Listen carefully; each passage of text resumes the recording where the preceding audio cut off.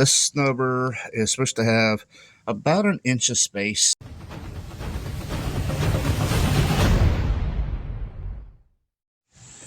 Welcome back to Horseplay Motoring. So the sun's just coming out here in Florida, and if you're new to the channel, this is my 90LX sponsored by Nitrous Express and all these other great companies behind me. I already got the rear of the car up in the air. For those of you who don't know, I have like old school traction bars or slapper bars, whatever you want to call it. When I lowered the rear, now the bars are pushed up against the body or the frame. You're supposed to have about an inch of space so it can actually slap, for lack of better terms. So what I'm going to do today is I've gone back and forth about taking them off, and it's pretty labor intensive because they're bolted in like 100 different spots, even through the lower control arm, which I have new lower control arms that I'm going to have to get to eventually anyway. So it'd be pointless to undo all that just to have to go back and undo it all again. So to get the car rolling, to get it driving, to get it to where I can enjoy it at the moment, I'm going to adjust the traction bars where they're not pressed up against the body.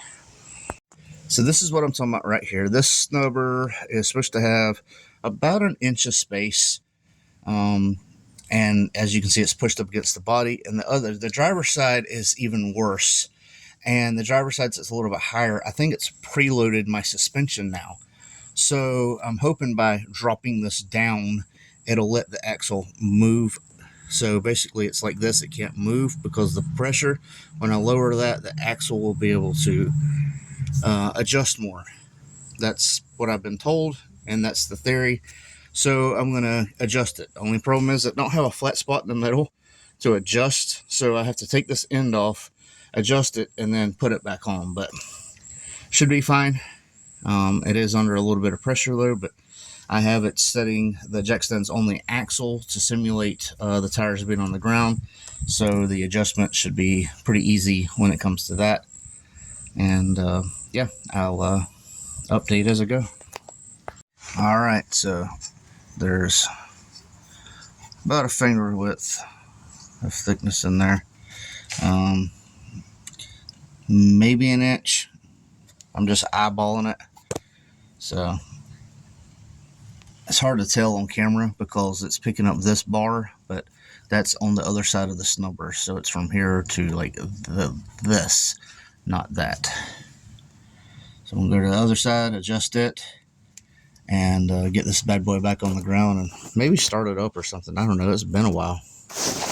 Need to get the torque box reinforcements painted before I get them ready to install. They'll go like in here and to the floor, things like that. And like I said, I'm still on the fence about if I am taking these off or not, but after I adjust them today, both sides, and I'm going to see how it goes. And it might be something I keep, might be something I ditch. I don't know. I do have a rear sway bar also that can go on this if I do take it off. So as y'all can probably tell, this one's really sandwiched up in there. I mean, that's smushed. It's got a whole ring up here that it's almost compressed into the next ring below it. So get this off, get it adjusted. Hopefully that'll help with some of this preload on this side. There's quite a bit, it seems. Just to give you an idea, I got the bolt out. I have not adjusted the rod. When I released the tension, that's how far it dropped. So that's how much preload was on this. Basically, it was sitting over here, and it dropped that far. So you have about an inch of forward preload, or backwards preload, whichever way it's pushing. You can tell right now the stubber is not as tight as it was, but we're going to bring that down and adjust that. And I got to get a new bolt because this one got pretty obliterated taking it out, and it is burning hot. So all right, got the stubber about where I want it. That's how far out of adjustment it was. So now I got to adjust that, get it set, and get everything back together. And let's put it on the ground. All right, got the finger width in there. It did move just a hair, but it's still plenty of room, and everything's bolted down. So I gotta do the jam nut and then lower it. We'll be good. Now look at that fitment. there was a huge gap here. Now I can't even get 2 fingers without turning it sideways. That's like a finger. So while that is good, I did notice that one I can barely get a finger in. This one can't quite get 2, but there's more than 1. Take a look at this. After I lowered it, the other side's good. This snubber's touching. So I got to make a little bit more adjustment on this side. I can assure you these will be coming off, because if you set that right, I have 3 fingers width of ground clearance, and that is it right there.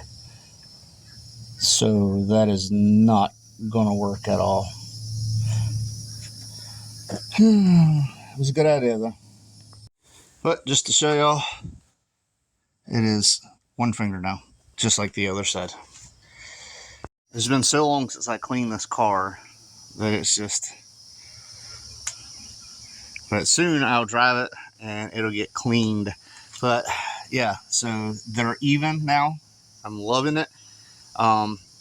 Again, it's obviously not gonna work being, I don't know, 2 inches, 2.5 inches off the ground right there. These roads are terrible.